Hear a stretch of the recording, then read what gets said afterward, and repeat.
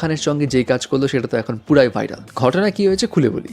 দেখুন, এটা তো সম্ভব নয় যে প্রত্যেক মানুষকেই সবসময় চিনবে। কখনো কখনো কোনো ইভেন্টে মিস হয়ে যায় যে চেনা মানুষকেও অচেনা লাগে বা আমরা স্কিপ করে ফেলি। তো অরিজিৎ সিং রিসেন্ট তার একটা কনসার্টে মাহিরা খানকে দেখেনি বা দেখেও চিনতে পারেনি, কিন্তু এই যে চিনতে পারলো না সেটার জন্য সে অন স্টেজে পারফরমেন্স থামিয়ে মাহিরা খানের কাছে খুব স্পেশাল ওয়েতে আবার মাফও চাইলো।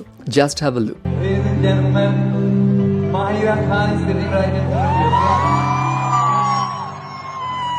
I can't resist you. People should know. They're supposed to know you're here. Whoa, পুরো goose bumps moments, right? Specially Mahira খানের জন্য তো এটা গুজ বাম্পস মোমেন্ট, কারণ মাহিরা খান কখনো এক্সপেক্টও করেনি যে অরিজিৎ সিং এতটা সুইটভাবে এই বিষয়টা অ্যাকসেপ্ট করবে এবং এভাবে মাফ চাইবে। যদিও মাফ চাওয়ার এখানে কিছুই ছিল না, বাট অরিজিৎ সিং নেহাতি অনেক গ্রাউন্ডেড এবং ভালো মানুষ বিধায় সে এত স্পেশাল ওয়েতে জিনিসটা প্রকাশ করলো।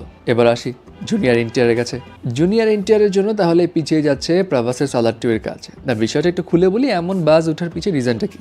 গুঞ্জন উঠেছে সালার 2 এই মুভি নিয়ে প্রশান্ত নীলের টার্গেট ছিল যে 2025-এর মধ্যে এটা রিলিজ দিবে, কিন্তু এর মাঝে জুনিয়র এনটিআরের কিছু স্কেডিউল প্রবলেমের কারণে জুনিয়র এনটিআর এবং প্রশান্ত নীলের যে প্রজেক্ট হওয়ার কথা ছিল সেইটা একটু এগিয়ে নিতে হচ্ছে, যার দরুন জুনিয়র এনটিআরের এই প্রজেক্টে আপাতত ফোকাস থাকতে চান প্রশান্ত নীল এবং সালার 2টা হয়তো পরে হবে। তবে এখানে একটা কথা আছে বস, জুনিয়র এনটিআর এবং প্রভাস এর মধ্যে যেহেতু আন্ডারস্ট্যান্ডিং ভালো, সো তাদের মধ্যে যদি আসলেই এমন কিছু হয়ে থাকে তাহলে এটা মানিয়ে নিতে পারবে প্রভাস। তাছাড়া প্রভাসের কালকি মুভিতেও কিন্তু জুনিয়র এনটিআরের কেমিও রোলের কথা রয়েছে, এমনও কিন্তু একটা স্ট্রং বাজ আছে। সো দেখা যাক না কি হয়। সালার 2 নিয়ে যখন কথা বলছি তখন সালার 2 নিয়ে আরেকটি ইন্টারেস্টিং বাজ সামনে আসলো।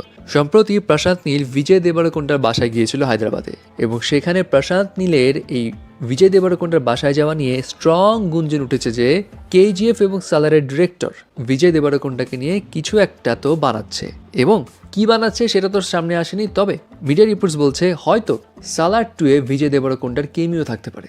ও, ব্যাপারটা একটু ইন্টারেস্টিং হয়ে গেল না? বিজয় দেবরকোন্ডা সালার 2-এ কিরকম টাইপের কেমিও তো থাকবে। যদিও এটা সেলফ গুঞ্জন, এখন এমনও হইতে পারে সিনেমা নিয়ে কোনো কথাই হয়নি, হয়তো সেলফ ডিনার করতে গিয়েছিল প্রশান্ত নীল, হু নোজ। ফাইনালি আসি মুন্নাল ঠাকুরের কাছে। মুন্নাল ঠাকুর তো খুব সুইট একজন অ্যাক্ট্রেস এবং মন খুলে রিসেন্টলি খুব ইন্টারভিউতে কথা বলে বেড়াচ্ছে, এবং সম্প্রতি সে জানায় তার বাবা মায়ের জন্য সে অনেক সিনেমায় করতে পারে না।